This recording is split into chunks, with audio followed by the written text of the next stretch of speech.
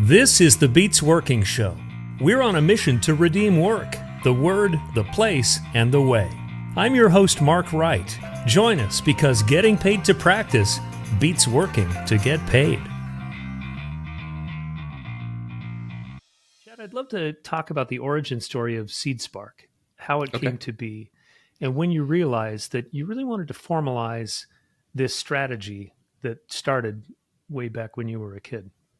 So SeedSpark, the organization, was originally conceived and created in 2005. At that particular time, driven by friction, I had recognized a previous friction in the wireless industry. You mentioned Nextel telephones at that time.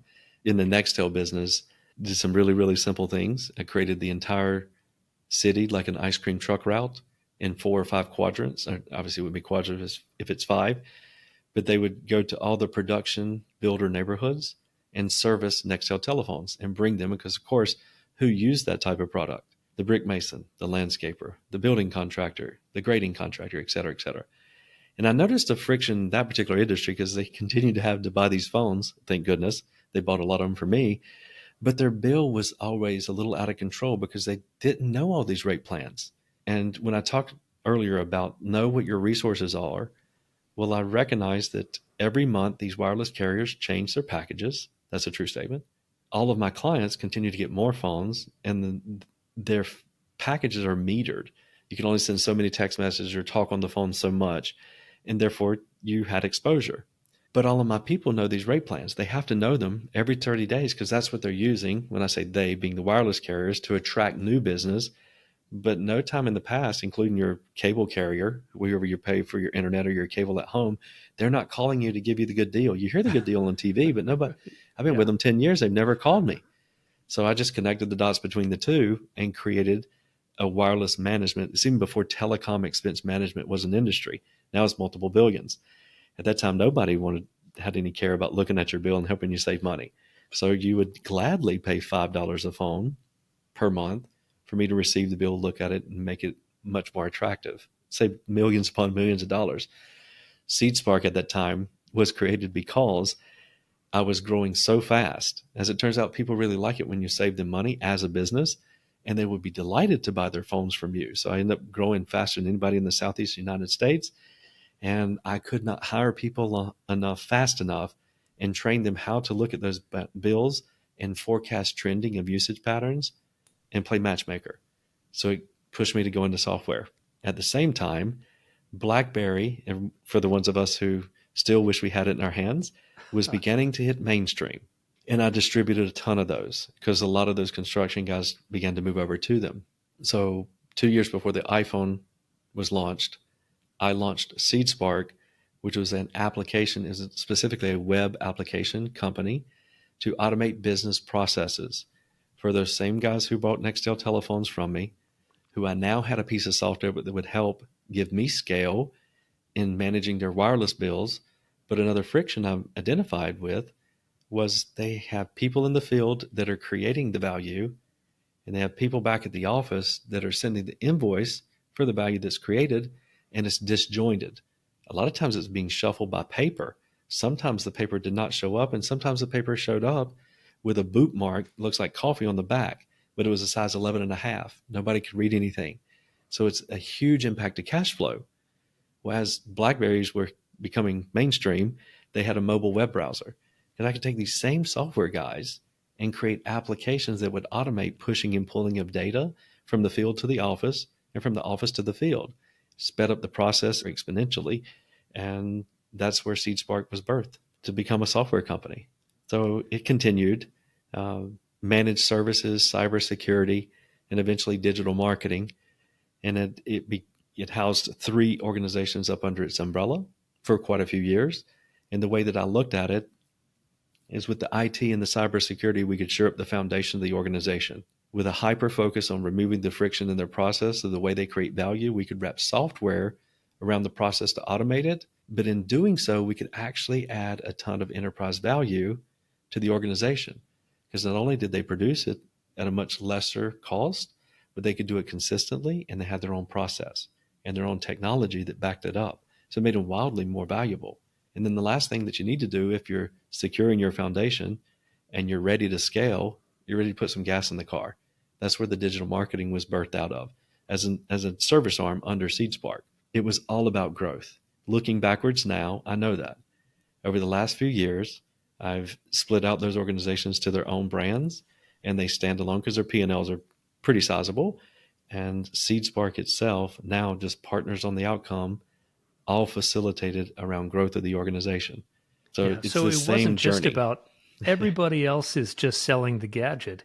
You Yes. sell the gadget and fully integrate it, eliminating the pain points Hmm. for the organizations. That's just genius. Oh my And walk gosh. along them in partnership. And now, of course, the revenue model is we split the outcome. Yeah, let's talk about that. I wanted to talk about your book, Just Out of Zero, but I think I'd love to have you, Chad, explain this partnership model. When you and I first talked a few weeks ago, I was really impressed with how unique and innovative your consulting model is, your mentorship model. For someone who's not heard what you stand for and how you do this, explain, if you would, just briefly what the model is. It's Yeah, not sure. not like the traditional consultant by any means. Oh, goodness, no. No, sir. Looking backwards in all the organizations that we've talked about in our time today, there's a common theme. I'm drawn to unique and sometimes unconventional ways to create exponential growth. The old me, driven by friction, and you mentioned the book earlier, there's a concept, remove the film. Friction identification, leverage the market. That's always been me. The old one would go and answer those questions. If I fix it for one, does it matter to all in my local market or this industry or the entire country or every company? And if I got yes, yes, yes, I'll go spin up and create a new company. And that worked. I got really good at creating logos and websites and mission and vision and processes and selecting the right ERP. And then I was introduced to Strategic Coach not long ago. And they have this concept called unique ability. And I invested a lot of time, effort, and energy and asked a lot of my colleagues what they thought they could count on me for above and beyond everybody else. And it was to create unique and unconventional ways to grow that creates exponential outcomes. So I elevated SeedSpark to be exactly that. I partner only on future money, and you'll hear me say split the outcome, and that's literally it. So an organization is referred to me quite often, many times a day, I should say. I take a look at all their existing resources, leveraging what is classified as the VCR model. So I've created a concept called ICVCR, and VCR, just like we all used to have one as a kid, it's not exactly what I'm talking about, but it should anchor in your brain. VCR, the formula was created by Dean Jackson, who's an absolute savant in marketing, and I would argue a savant, period. VCR stands for vision, capability, and reach. So as organizations are introduced it to me, during the time in which I'm trying to find ways to create value for them, I'm absolutely evaluating what level of vision do they have? Is it horizontal or is it vertical? And most entrepreneurs only have vertical vision, and that's okay. What capabilities do they have? And I don't mean the sign on the door. I don't mean the department in their organization that they'll be conventionally known as. And I absolutely am not talking about what's the title in the email signature. Who are they? What do they have at their fingertips to create value? And the last is reach. A lot of folks don't think that they don't have reach. But to be in business, we all know that someone has to know you, like you, and trust you.